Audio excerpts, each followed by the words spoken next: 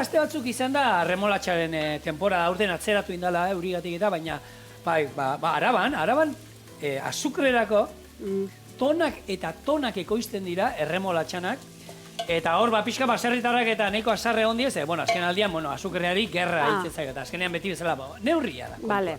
Ez? Eta bere esaten dut, oso merke ordaitzen dana erremolatxa eta ez duela egiten ez da gaztutako ere.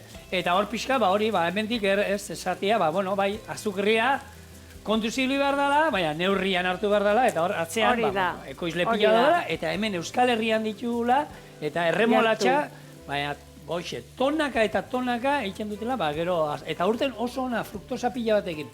Bai, oso, beranduzio jasotzeak, tamaina handiko erremolatxak ateatu, eta horrek ekarri dula baita, Aizinen ekoizpen handiko erremolatxaz, guk etxen erruz,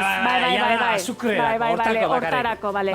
Ez da ibiltzen etxean gero ensala handa jateko. Ados. Bena den, zure memoria oain jarriko torpiskat, ea nola da bilen, gogoratzen erremolatxak Kanadan zertarako erabiltzen zen? Non? Kanadan, erremolatxa gure?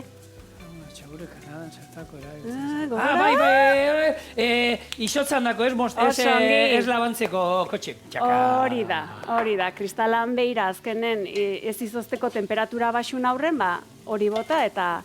Eta gana gorri eta listo. Eta kirolarientzako gaur egun modan dagoen jaki bat, erremolatxa zukua, eta oin...